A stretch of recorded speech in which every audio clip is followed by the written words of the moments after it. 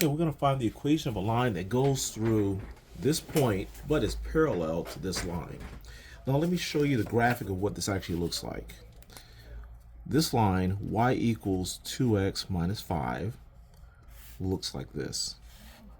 1, 2, 3, 4, 5.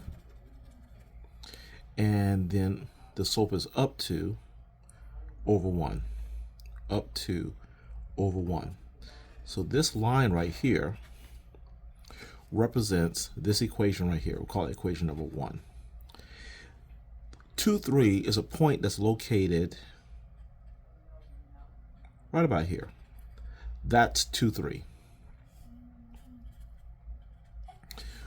What we're looking for is the equation that will go through to 2, 3, but will be parallel to y1. So we're looking for a second equation that looks like this. That's the second equation. And it'll go through 2, 3, but it's parallel. Parallel means that it's using the same slope as this one, but not the same points. So let's create such an equation for y2. We're going to call this equation y1. And y1 currently has the slope, we'll call it slope 1, has a slope of 2. The new slope for y2, since it's parallel, will also be 2. Okay, so this will be the slope that we need. And we have a point. So between the slope and the point, we can find the equation of a line.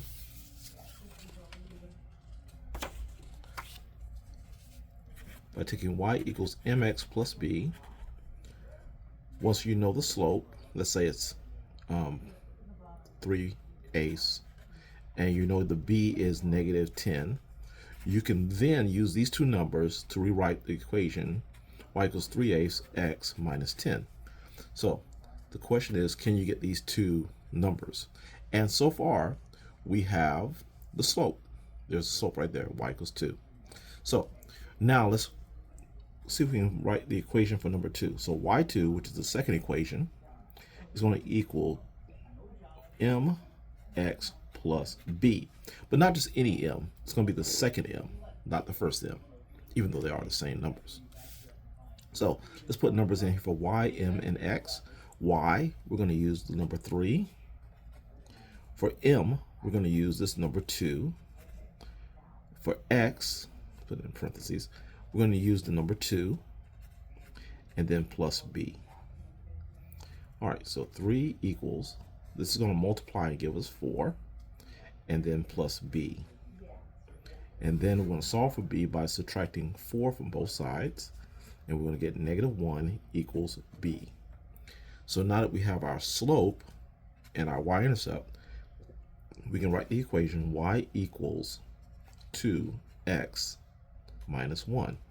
Now, this is y2. That is the red equation right here. Had I drawn it better.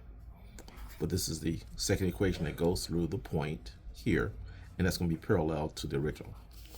Okay, let's do it again. All right, we need a point and a slope. We have a point. Now we just need a slope. So the first equation, y1, tells us that slope is 2/3.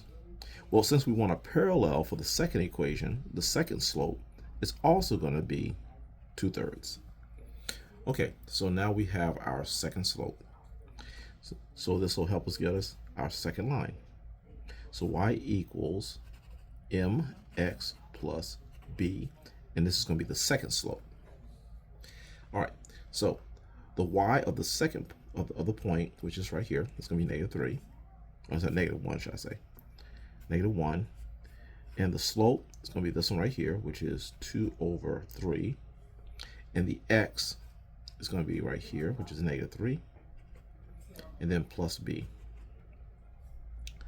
Now we have to find out what happens when you multiply these two fractions. Okay, so 2/3 multiplied with negative 3. And we'll put it over 1. So we get 2 times negative 3, which is negative 6. 3 times 1, which is 3. And when you divide it by 1 negative, you get negative. And 6 divided by 3 is 2. So this is going to be a negative 2 plus b. Now I'm going to add 2 to both sides to cancel out this negative 2. And as a result, this will give me a 1, positive 1. This will cancel, and I'll get a b. So b is 1. So I now know my slope and my y-intercept.